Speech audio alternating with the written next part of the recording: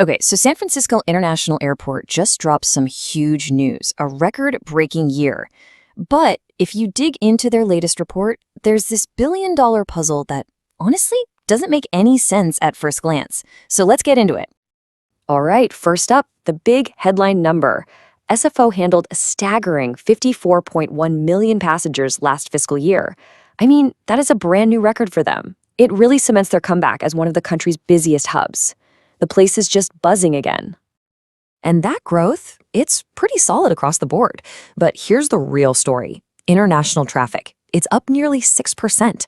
And get this, that pushes it almost 10% above pre-pandemic levels. For an airport like SFO, that is a massive, massive win. Okay, so you've got record passengers.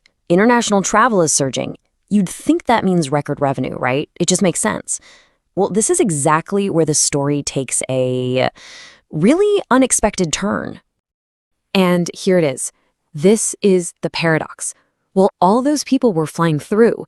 SFO's total operating revenue actually fell. Yeah, it dropped by 2.1%, down to about $1.37 billion. So more customers, but less money. How on earth is that even possible? I mean, that question just seems to fly in the face of basic business logic, right? But the answer pulls back the curtain on the really unique financial engine that powers pretty much all major US airports. So it turns out this whole revenue dip, it's not a sign of trouble at all. In fact, it's a feature, not a bug. It's actually a planned part of SFO's financial model. To get why, you have to understand this one key concept. It's called residual rate setting. Okay, think of it like this. At the start of the year, the airport figures out its total budget, everything it needs to operate. Then it goes and collects all the money it can from what they call non-airline sources. So that's your parking fees, the money you spend on food, the duty-free shops, all that stuff. And only after all that money is counted up, they turn to the airlines and basically say, all right, you guys pay for what's left. So here's the key takeaway. If SFO has a fantastic year with things like parking, the restaurants, and its hotel, all that non-airline money goes way up. And when that happens, the amount it needs to bill the airlines to cover the rest of the costs, it actually goes down. It's like a financial seesaw. And yep, that is exactly what happened here. Because all those other revenue streams were so strong, the airlines' bill, their required contribution, dropped by over $151 million. And that one change is the main reason why the airport's total operating revenue went down, even while the airport itself was absolutely thriving. So, mystery solved. Okay, so if the airport's finances are kind of designed to be stable, what's really driving all this massive passenger growth we saw at the beginning? Well, a huge, huge part of that answer comes down to one name: United Airlines. You really can't overstate how important United is to SFO. The airline now accounts for more than a quarter of the airport's entire operating revenue. That's a pretty big jump from the year before. See, United isn't just another tenant here. They are the anchor partner, the one driving SFO's whole global strategy. And the scale of this partnership is just wild. United is boosting its flying out of SFO by 20% this year alone. They've already added 11 new international routes recently, and they're planning for more than 300 daily departures by next summer. It's a huge ramp up. So just to be clear, this isn't some small expansion. We're talking about a historic commitment.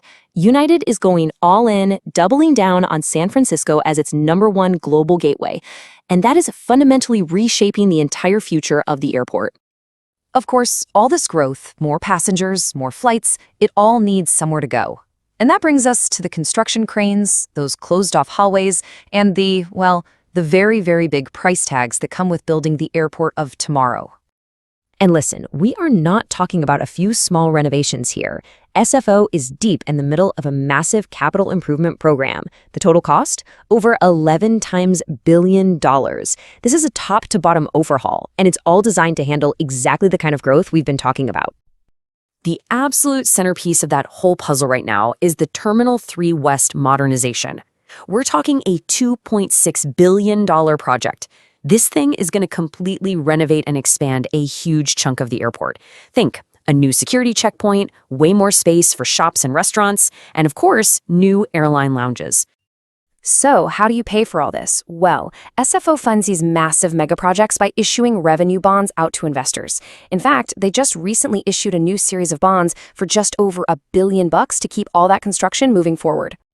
But this super ambitious vision for the future, it obviously comes with a pretty significant cost. And that brings us to the final and maybe most critical piece of this whole SFO puzzle. How do you balance this incredible growth with the rising price of progress? Because all of those bond issues we just talked about, they add up. To build this world-class airport, SFO has taken on about $9 billion in total debt.